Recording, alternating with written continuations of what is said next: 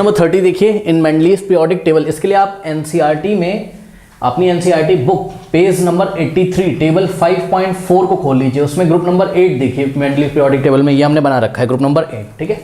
उससे question solve होगा। In Mendeleev periodic table the elements were arranged in the increasing order of their atomic masses, however cobalt with atomic mass of 58.93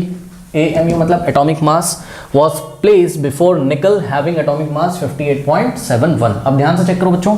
इन दोनों में से ज्यादा कौन है, बड़ा कौन है इन दोनों में से, 58.93 बड़ा है किससे, 58.71 से, तो बाद में कौन आना चाहिए था अगर increasing order of atomic masses में रखना था, हाँ तो बाद में कोबाल्ट आना चाहिए था, बिकॉज कोबाल्ट का एटॉमिक मास कितना है 58.93। लेकिन क्या किया था इन्होंने, मेंडलीव ने, अगर आप ग्रुप नंबर 8 में देखें, ठीक है,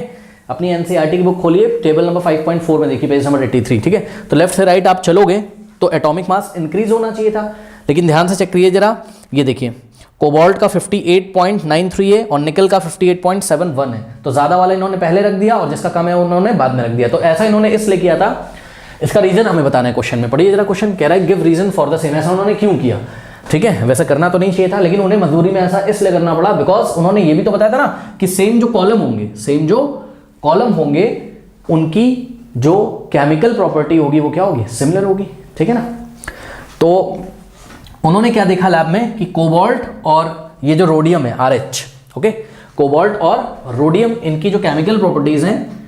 वो रिसेंबल कर रही थी, एक जैसी थी, ठीक है ना। अगर निकल को यहां रख देते रोडियम के ऊपर और कोबाल्ट को बाद में रख देते, मान लो ऐसा हो जाता, निकल को यहां रख देते कोबाल्ट को यहां, तो निकल की जो प्रॉपर्टीज हैं वो रोडियम से मैच नहीं कर रही थी, रिसेंबल नहीं कर रही थी, दोनों सिमिलर नहीं बिहेव करते थे। कोबाल्ट का किससे मैच करता था, रोडियम से, इसलिए कोबाल्ट को उन्होंने पहले रखा ताकि वो ये वाले कॉलम में आ जाए, कौन से कॉलम में, रोडियम वाले कॉलम में, RH वाले कॉलम में। बात समझ में आई कि नहीं आई, तो इसलिए ऐसा इन्होंने किया था, बात समझ में आई कि नहीं, ठीक। अब देखिए इसका आंसर एग्जाम में हम कैसे करेंगे, इसका आंसर हम करेंगे, सबसे पहले हम लिखेंगे सॉल्यूशन में, in order to make sure that the elements having similar properties fell in the same vertical column और ग्रुप,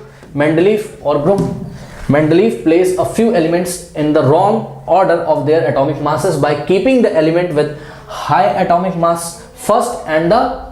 higher होना चाहिए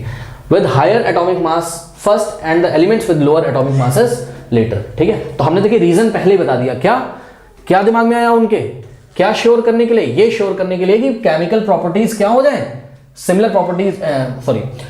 एलिमेंट्स की सिमिलर प्रॉपर्टीज क्या हो जाए, सेम हो जाए, कहां, वर्टिकल कॉलम में या वर्टिकल ग्रुप में। ऐसा करने के लिए, क्योंकि भाई उन्होंने बताया, ये भी तो बताया था ना भाई, ये सेम ग्रुप की जो केमिकल प्रॉपर्टीज होंगी वो कैसी होंगी, सेम तो नहीं, सिमिलर होंगी, लगभग एक जैसी होंगी, ठीक है। तो यही बात, इसी को श्योर करने के लिए, in order to make sure that the elements having similar properties fell in the same vertical column, जिन एलिमेंट्स की केमिकल प्रॉपर्टी क्या है, सिमिलर है, वो सेम वर्टिकल कॉलम में आए, सेम ग्रुप में आए, इस बात को श्योर करने के लिए क्या करना पड़ा मेंडलीव को, Mendeleev place a few elements in a wrong order, Mendeleev को कुछ एलिमेंट्स को रॉन्ग ऑर्डर में प्लेस करना पड़ा। क्या था वो रॉन्ग ऑर्डर, वो रॉन्ग ऑर्डर ये था कि हायर एटॉमिक मासेस को उन्होंने, हायर एटॉमिक मास वाले एलिमेंट को पहले रखना पड़ा और लोअर वाले को बाद में रखना पड़ा, ठीक है। तो यही बात यहां पे लिखी है,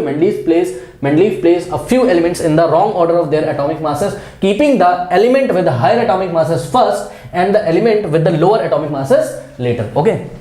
उसके बाद हमें क्या करना है, उसके बाद यहां से हमें आंसर लिखना है, ठीक है। क्या लिखना है, Mendeleev place, अब हमें कोबाल्ट और निकल के बारे में एकदम क्लियरली वहां पे हमें बताना है, ठीक है। क्या, Mendeleev place कोबाल्ट,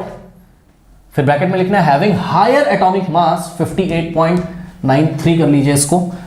बिफोर निकल हैविंग लोअर एटॉमिक मास, और हैविंग हायर एटॉमिक मास को आप ब्रैकेट में लिखिएगा, हैविंग निकल having lower atomic mass 58.71,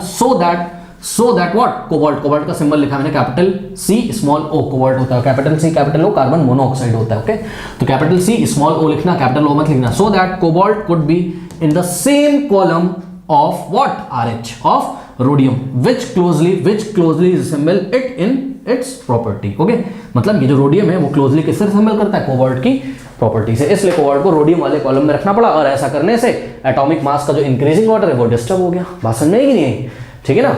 okay. तो ये हो गया आपका, नोट कर लीजिए इसको।